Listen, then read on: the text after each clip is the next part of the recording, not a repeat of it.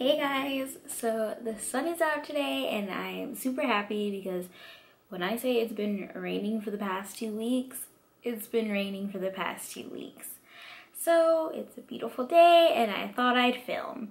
So I just got finished reading Zeros by Scott Westerfield, Margot Lanigan, and Deborah Biancotti, and let me tell you, this book was great. So I'm gonna talk about it today, give you guys a little review. No spoilers in this one because I know this book just came out. So let's get started. The idea for this book is kind of similar to an idea that I'm currently working on my book. So I wanted to kind of see what this book was all about, if it was anything like my book. And thankfully it's not.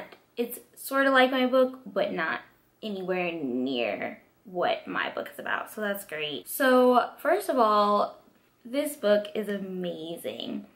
Basically, I'll give you guys a little background about it. It is about a group of teenagers that have superpowers and they're kind of, navigating the world with these powers. No one else knows but each other that they have these powers, but they're not very conventional powers. In a way, they did more damage than help the characters in this book, which I thought was really interesting. And that's one thing that I really liked about this book. So I was a little iffy picking this book up at first because it is about superheroes and I don't typically read books like that just because they tend to be very similar with similar powers, similar plots, and I don't really enjoy that. But this one was actually pleasantly surprising and enjoyable. Like, I don't want to say all the different superpowers because I think that gives away from the book. But in the beginning, it does mention one of the superpowers in like the sleeve of the cover. So I'm just gonna read like the first paragraph. Take Ethan, aka Scam. He's got a voice inside him that'll say whatever you want to hear, whether it's true or not, which is handy except when it isn't. Like when the voice starts gabbing in the middle of a bank robbery and lands him in deep. The only people who can help him are the Zeros, who aren't exactly best friends these days. So that's kind of how the book starts out. Ethan is in the bank, it gets robbed, and he starts talking, and he lands himself into a lot of trouble. And he seeks the Zeros, this group of other kids with superpowers that, try to help him get through the situation, and it kind of just goes from there. And you get to learn a lot about each character. Each chapter is from the perspective of one of the Zeros, so that really you get into that character's mind. And each character was very diverse, like they come from different backgrounds. I thought that really was interesting that they took the time to kind of create these characters that are all different, but they're all linked together because of their powers. I really enjoyed all the characters, even though there were like a few characters I think you weren't supposed to like. I still enjoyed them, and I got to learn a lot about each character and kind of how their power like helps them and doesn't help them. And that's what was really interesting about this book. I just really think this book is a really great read, and it was fast. Like, I mean, the book is pretty thick. That intimidated me at first. Like, I was like, oh, this is gonna take me forever to read. But I got through it in like 3 days.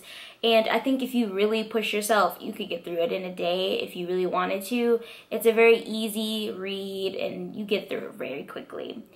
The only concern that I had about the book was the plot was kind of slow at points, but I think the reason why that was is because the authors were focusing more on character development than on the plot, which was a good idea, and I liked all the character development. And I liked the setting of this place. It takes place in Cambria, California, in this like seaside town, and that was really cool. And so I just think overall it was a really great book. I gave it a 4 out of 5 stars on Goodreads. And yeah, I mean, there's not really much else I could say good about this book. Like, it's just a really good, fun read. And I can't wait to see where the series goes next because,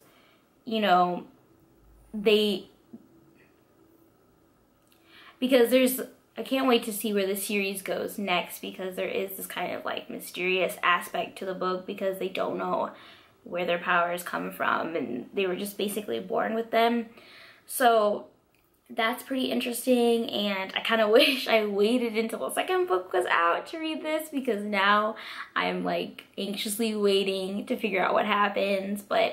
And also this book doesn't really end on like a cliffhanger, I guess, so that was pleasant.